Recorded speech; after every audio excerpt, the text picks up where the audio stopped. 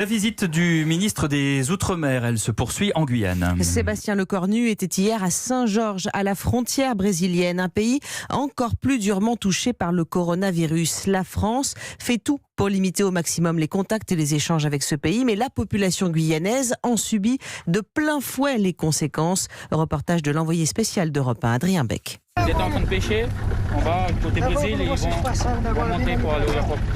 Deux pêcheurs brésiliens dans les eaux françaises, vite contrôlés. Sur le fleuve Oyapock, policiers et militaires patrouillent jour et nuit, traversée interdite depuis 4 mois et l'explosion du nombre de cas chez le voisin brésilien.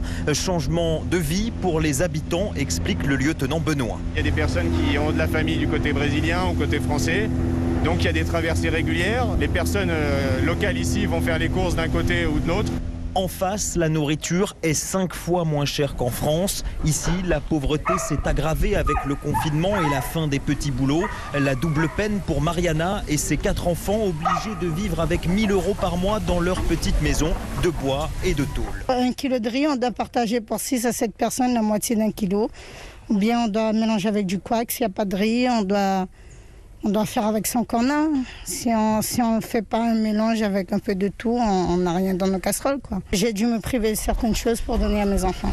Pour éviter cela, Edouardi de l'association DAC distribue des colis alimentaires, 250 chaque semaine. Il en faudrait 2 fois plus. Elle est contrainte de faire des choix. Si cette famille-là a eu cette semaine-là, l'autre semaine on va donner à une autre famille qui n'a pas eu. On essaie d'alterner un peu la distribution, c'est pas évident. Seule une réouverture de la frontière améliorerait la situation. Ce n'est pas à l'ordre du jour. Saint-Georges de l'Oyapock, Adrien Beck, Europe 1.